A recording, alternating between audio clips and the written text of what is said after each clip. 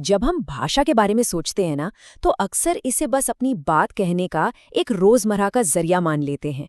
लेकिन सच कहें तो ये उससे कहीं कहीं ज्यादा गहरी चीज है। जरा सोचिए, भाषा केवल बातचीत का टूल नहीं है, बल्कि ये पूरी मानव सभ्यता का ऑपरेटिंग सिस्टम है। बिल्कुल, ये वो बुनियादी ढांचा है जिस पर हमारा विज्ञान, हमारी संस्कृति और हमारी पूरी दुनिया का वजूद टिका है। तो आज के इस गहरे विश्लेषण में हम इसी सिस्टम को डिकोड करने वाले हैं। चलिए जल्दी से देखते हैं कि आज के इस सफर में हम किन चीजों पर बात करने वाले हैं। हम भाषा की मौलिक प्रकृति से शुरू करेंगे, फिर इसके बुनियादी घटकों को समझेंगे, उसके बाद इसके 3 मुख्य कार्यों को डिकोड करेंगे, एक तार्किक विश्लेषण करेंगे और अंत में देखेंगे कि इसका समाज और संस्कृति पर कितना विशाल असर पड़ता है। तो चलिए सबसे पहले एकदम जड़ में चलते हैं और समझते हैं कि भाषा की मौलिक प्रकृति आखिर है क्या। संचार के इस पूरे मैकेनिज्म को समझने के लिए इसकी प्राचीन जड़ों को देखना बड़ा दिलचस्प है। भाषा शब्द असल में संस्कृत की धातु भाष से निकला है और इसका सीधा सा मतलब होता है बोलना या कहना। और ये बात शानदार तरीके से दिखाती है कि कैसे विचारों के आदान प्रदान जैसा एक अमूर्त, भारी भरकम कॉन्सेप्ट मूल रूप से बोलने की इस एकदम भौतिक और बुनियादी क्रिया से जुड़ा हुआ है।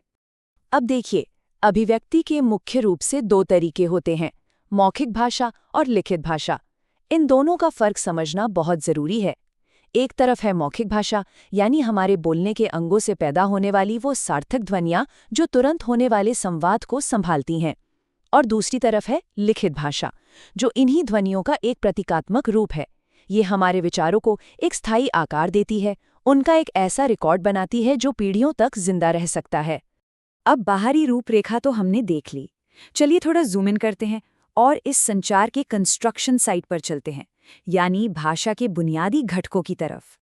जिस तरह कोई भी विशाल इमारत छोटी छोटी ईंटों से बनती है या हमारा शरीर कोशिकाओं से बना है, ठीक वैसे ही भाषा वर्ण या अक्षरों से बनती है। ये भाषा की सबसे छोटी, सबसे बुनियादी इकाई है। जैसे कि हिंदी में 11 स्वर और 33 व्यंजन होते हैं।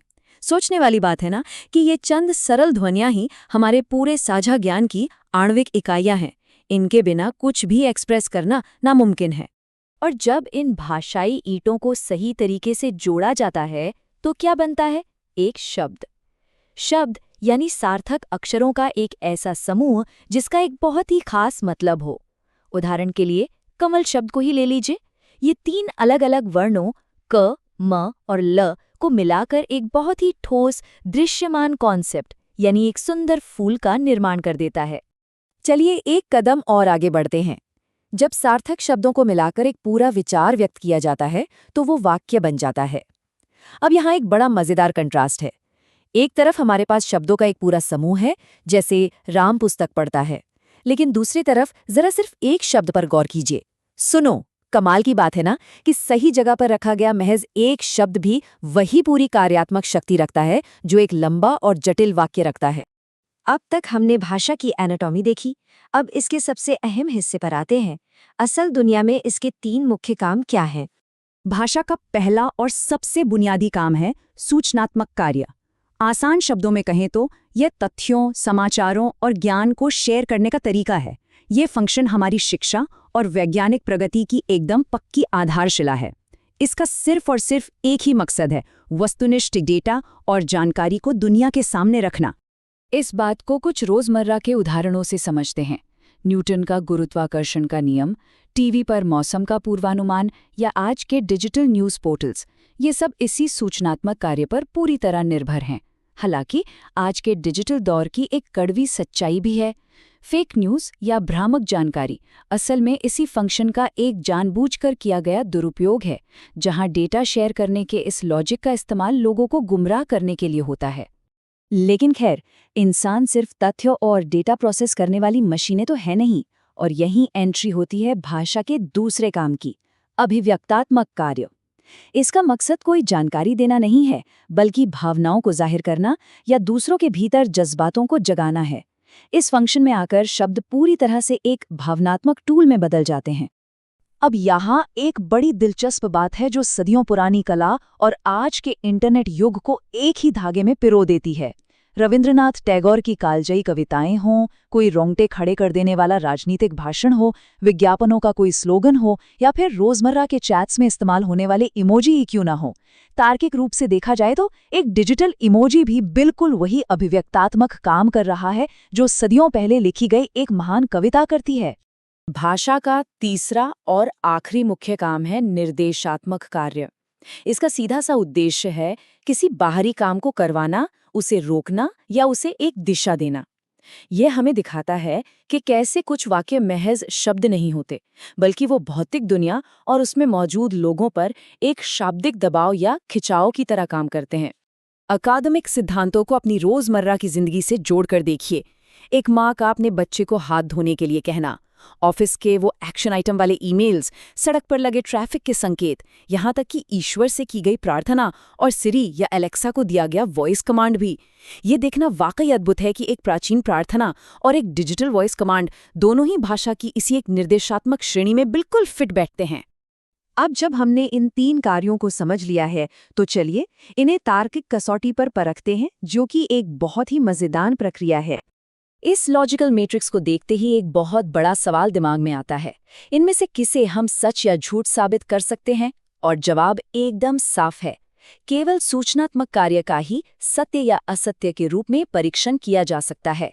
किसी की भावनाओं या किसी दिए गए आदेश को आप सही या गलत नहीं कह सकते। और सच कहूं तो यही एक छोटी सी बात भाषा के इस पूरे विश्लेषण को इतना सुंदर और जटिल बना देती है। चलिए अब एक छोटा सा थॉट एक्सपेरिमेंट करते हैं। बस एक शब्द की कल्पना कीजिए, आग। अब तर्क के नियमों के हिसाब से जरा सोचिए किस एक शब्द वाले अलार्म को हम भाषा के किस कार्य के तहत रखेंगे। और यहीं पर जादू होता है, संदर्भ या कॉन्टेक्स्ट का जादू। ये पूरी तरह से स्थिति पर निर्भर करता है। अगर ये सिर्फ ये बताने के लिए कहा गया है कि वहां आग लगी है तो ये सूचनात्मक है।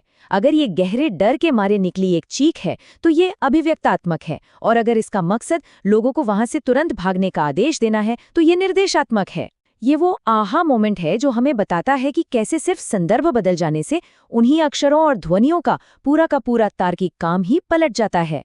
शब्दों के इस माइक्रोस्कोपिक लेवल से बाहर निकलते हैं और जरा मैक्रो लेवल पर देखते हैं कि इसका समाज पर क्या असर पड़ता है। अगर हम तस्वीर को बड़ा करके देखें तो भाषा के यही 3 छोटे छोटे कार्य मिलकर हमारे समाज जैसे विशाल संरचनाओं को खड़ा रखते हैं। भाषा समुदायों को आपस में जोड़कर सामाजिक एकता लाती है। इसका अभिव्यक्तात्मक कार्य लोकगीतों, कला और साहित्य के जरिए किसी भी समाज की आत्मा को सदियों तक जिंदा रखता है। और वहीं इसका निर्देशात्मक कार्य उन कानूनों और व्यवस्थाओं को लिखता है जिनसे हमारा समाज सुचारू रूप से चलता है। तो इस पूरे सफर के अंत में एक बहुत ही गहरा सवाल पीछे छूट जाता है। जैसे जैसे तकनीक और एआई विकसित हो रहे हैं तो क्या हमारी भाषा के ये मूलभूत कार्य भी बदल जाएंगे, या फिर वे बस मानवीय भावनाओं को व्यक्त करने के कुछ नए तरीके खोज लेंगे? डिजिटल युग ने बेशक हमारे बात करने के तरीके को बदल दिया है, लेकिन इसके मूल कार्य आज भी वही हैं। भविष्य में इंसान और मशीन का संचार कैसा होगा, इस पर विचार करते हुए आज के इस विश्लेषण में हमारे साथ जुड़ने के लिए बहुत बहुत शुक्रिया।